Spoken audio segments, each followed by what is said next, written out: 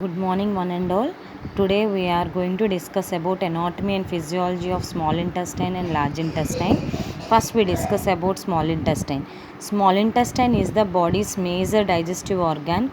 And coming to the first of all structure, we have to discuss in that structure. Coming to the location, actually it is a extended muscular tube extending from the pyloric sphincter to the large intestine, and nothing but it is a long muscular tube extending from the pyloric sphincter to the large intestine. Pyloric sphincter is nothing but that is the ending part of the opening of the stomach towards the large intestine. So nothing but the continuation of the stomach is a small intestine, that is a muscular tube. And coming to the size, it is the largest section of the alimentary tube, which having length 2.5 to 7 meters in living organisms, mainly in humans. In a living person, the longest section of the alimentary tube is small intestine only. Here the average length we are describing is here 2.5 to 7 meters. And coming to the subdivisions or divisions of the small intestine is having three divisions, that is duodenum, jejunum and ileum. Duodenum occupies the 5%, which contribute 5%. Jejunum it occupies 35%, and ileum which contribute 60% of the small intestine. So ileum, which occupies major portion of the small intestine, and maximum food propulsion also takes place in the ileum itself. And next, ileocecal valve. Ileocecal valve is nothing but it is a valve, nothing but opening and closing valve. The ileocecal valve is where it will be present means ileum meets the large intestine at the ileocecal valve, which joins the small intestine and large intestine. So the function of ileocecal valve is it will joins the small intestine and large intestine. Ileum is the ending part of the small intestine, and cecum is the starting point of the large intestine. In between the ileum and cecum, we are having a valve called as ileocecal valve, which will helpful for joining the small intestine and large intestine. And next, hepatopancreatic ampulla. Hepatopancreatic ampulla, it is mainly the ampulla which is made by the pancreatic and bile ducts join at the duodenum to form a flask-like structure called hepatopancreatic ampulla. Nothing but here the bile duct and pancreatic duct both are joined together to form a hepatopancreatic ampulla. Simply, it is also known as liver pancreatic enlargement. That's only liver enlargement as well as pancreatic enlargement. These two liver and pancreatic enlargements join together to form a hepatopancreatic ampulla. So hepatopancreatic ampulla is nothing but the joining of bile duct and pancreatic duct towards the duodenum, that we are calling as hepatopancreatic ampulla. And next, duodenal papillae. Duodenal papillae, here bile and pancreatic juice travel through the duodenal papillae and enters the duodenum. So whatever the bile juice and pancreatic juice, these are actually travel through the duodenal papillae and enters the duodenum together. Nothing but combiningly it will enter at a time. Nothing but bile juice and pancreatic juice combiningly entered into the duodenum. Microvilli, mainly in the small intestine, the main structures are microvilli and villi. First, coming to the microvilli, the tiny projections of the plasma membrane of the mucosa cells that give a cell surface like fuzzy appearance. Nothing but it is looks like a brush border. It looks like a brush border, nothing but which will give some rough appearance, this brush border contains the enzymes which will mainly helpful for the complete digestion of proteins and carbohydrates in the small intestine. Once again, I am repeating that microvilli is the tiny projections of the plasma membrane of the mucosa cells that gives the cell surface as a fuzzy appearance, nothing but brush border like appearance. This brush border consists secreting some enzymes. These enzymes will helpful for digestion and digestion of carbohydrates as well as proteins in the small intestine. And next, villi are actually tiny finger like projections which is made up of cells that line the entire length of your small intestine. This villi is present in your entire length of your small intestine. Actually, villus is the singular word and villi is the plural word. Okay, so that's why we are using villi here. And what is the function of this villi means villi absorb nutrients from the food whatever you eat, and then shuttle those, nothing but move those nutrients into your bloodstream. So villi which absorb nutrients, that is the first function. Whatever absorbed nutrients will be there, that will be shuffle or move these nutrients into your bloodstream. From through villi it will be entered into the bloodstream. Lacteal means within each villus, nothing but singular here, within each villus the lymphatic vessels of the small intestine are there. Within each villus the lymphatic vessels of the small intestine which absorb digested food, that we are calling as lacteal only, which absorb the digested fat. Okay, where it is present, which is present within the each villus, the lymphatic vessels, these are the lymphatic vessels of the small intestine which absorb the digested fats. And next, circular folds. Circular folds generally we are also called as plicae circularis are deep folds of both mucosal and submucosal layers. Already we discussed about the layers of the small intestine in previous class itself only, that is mucosa, submucosa, muscularis and serosa. So here plicae circularis, these are the deep folds of both mucosa and submucosa layers, and when food fills the small intestine, these are appeared clearly. There's nothing but by the filling of small intestine by the food, it doesn't disappear these circular folds. These circular folds will appear even when food fills in the small intestine also. And Peyer's patches, you know the importance, I think. Peyer's patches are the small masses of lymphatic tissue found throughout the ileum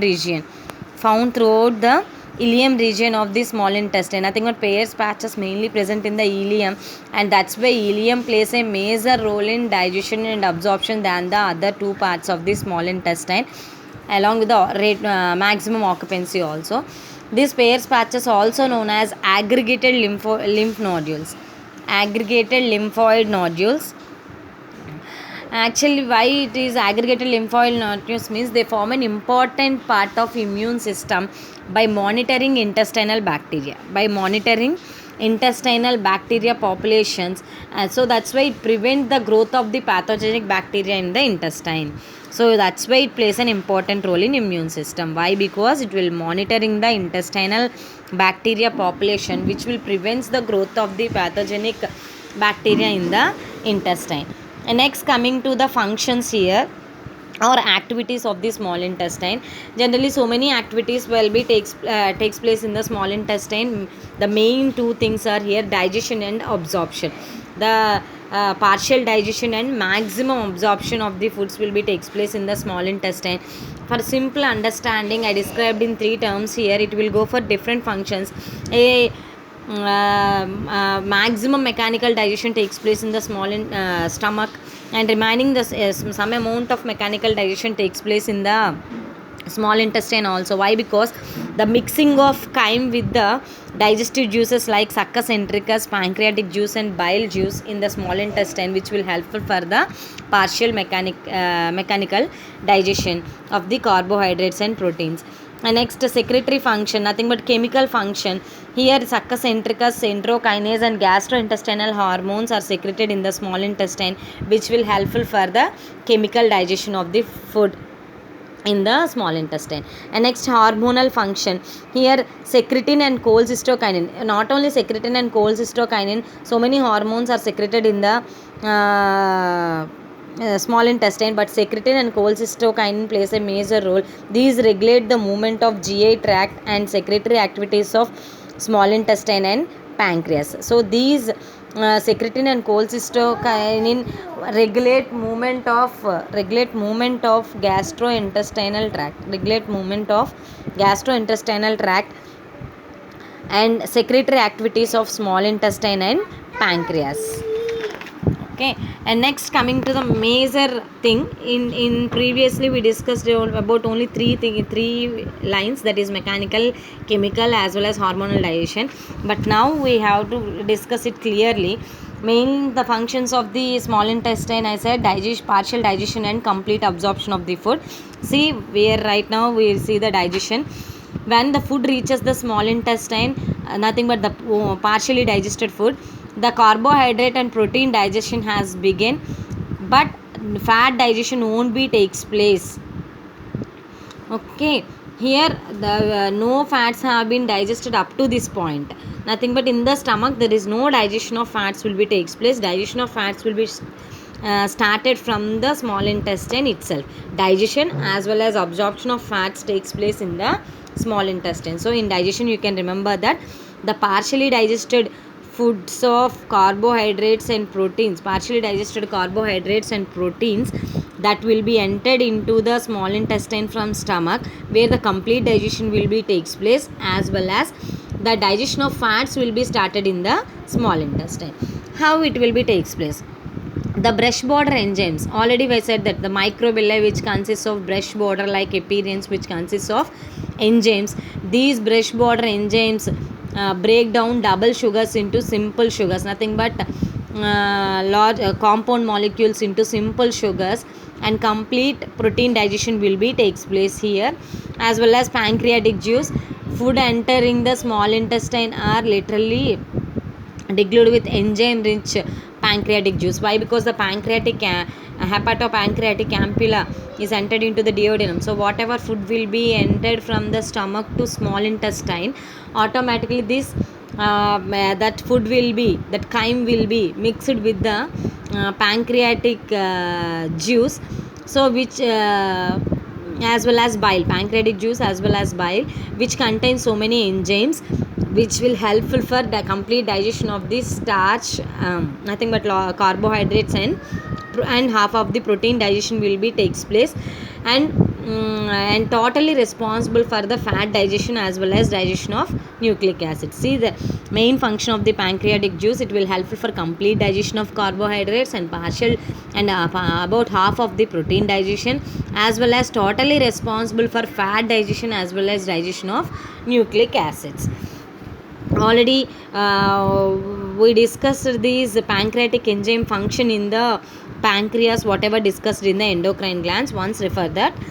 If you have any doubts on that, you ping me a call, or you can give me a message. And next, chyme stimulation. Why? Because along with these brush border enzymes and pancreatic juice, the chyme stimulation is also important for the digestion here. Why? Because when chyme, nothing but the semi digested food, enters the small intestine from the stomach, it stimulates the mucosa cells to produce several hormones. Mainly the two of those hormones are secretin and cholecystokinin, which influence the release of more pancreatic juice and bile, which helpful for the release of pancreatic juice and bile. So automatically it will helpful for the digestion of proteins and carbohydrates, fats in the small intestine. So chyme stimulation. Why? Because whatever chyme will be entered, that will stimulates the small intestine to secrete secretin and cholecystokinin. Next, absorption. Already we said the digestion and absorption are the two important functions of the small intestine. We completed digestion. Next, coming to the absorption.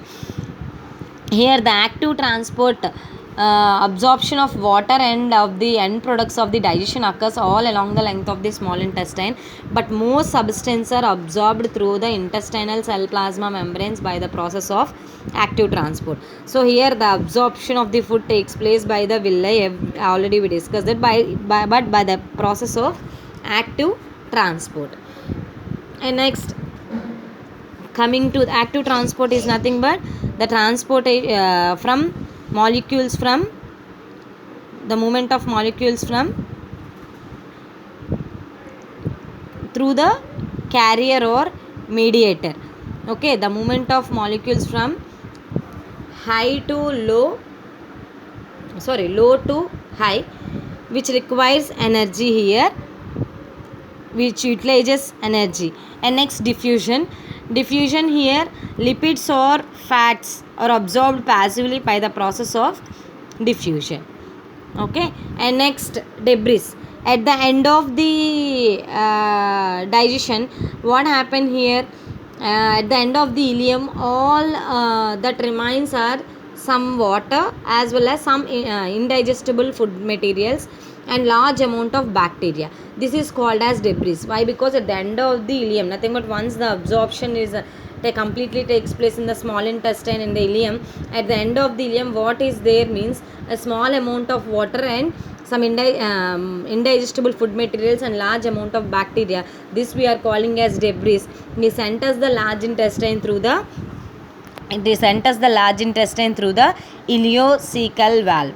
This enters the large intestine through the ileocecal valve.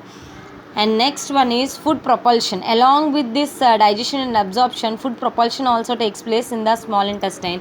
So propulsion is nothing but movement. So here two different movement will be happening by two different things. One is peristalsis and other one by the constrictions.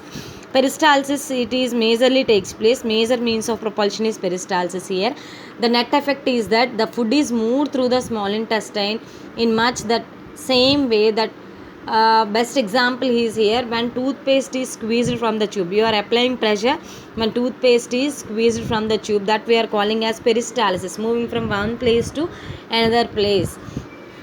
And next, constriction. Here rhythmic segmental movements produce local constrictions of the intestine. So what is happening by this local constriction means the intestine that mix the chyme with the digestive juice. Whatever chyme entered from stomach to small intestine, that chyme will be mixed with the digestive juices and help to propel food through the intestine and help to propel food. Propel means movement. Propel food through the intestine. Okay, up to now the small intestine is completed. Once you see the diagram here,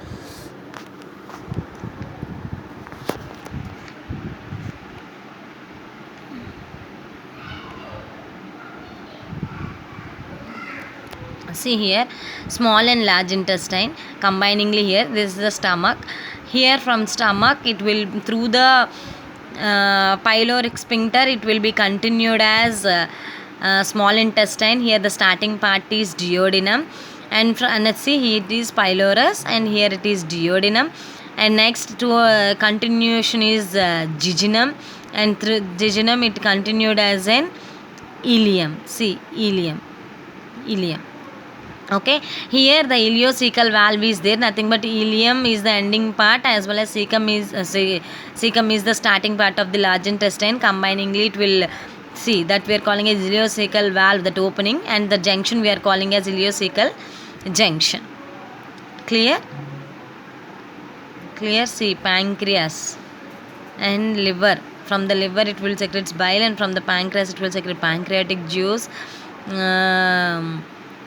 This will combiningly entered into the small intestine to the duodenum. From the duodenum it will entered into the through the jejunum to ileum, where the actual in the ileum where the actual digestion and absorption of the food will be takes place.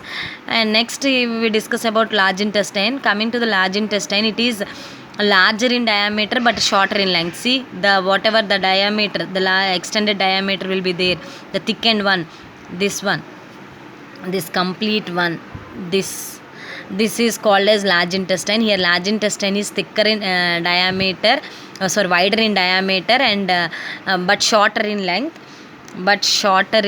So large diameter but short in length when compared with the small intestine.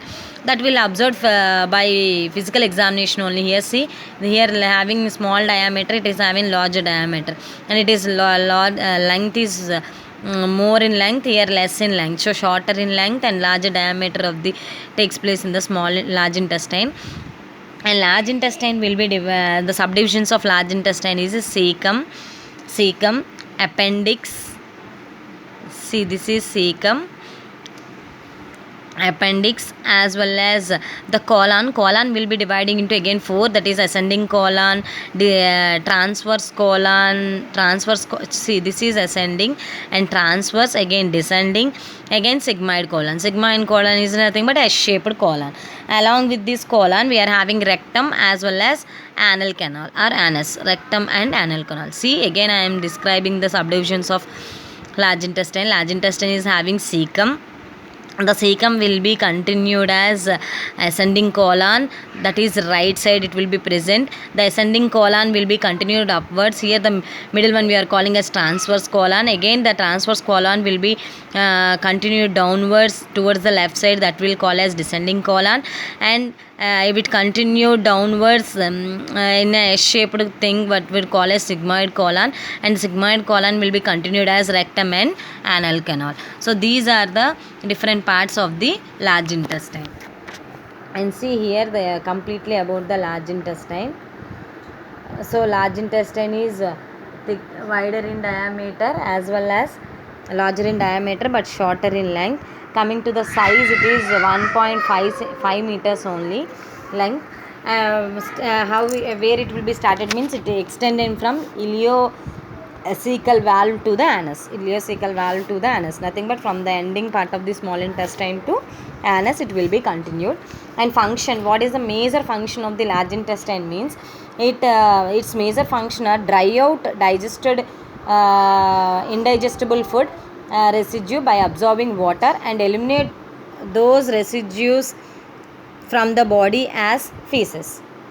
Is it right? Next, cecum means a sac like cecum is the first part of the large intestine. Appendix is the hanging from the cecum is a worm like appendix, but it actually the appendix is the major part where the bacterial growth will be takes place, because that is the exact spot for the ideal location for the bacteria to accumulate and multiply. But though the removal of appendix also, that is not a big issue for digestion and it won't affect any human. And next, transverse colon, ascending colon travels up the right side of the abdominal cavity and makes a turn. And whatever already we discussed here, in coming to the anal canal we are having external anal sphincter and internal involuntary sphincter. Thank you.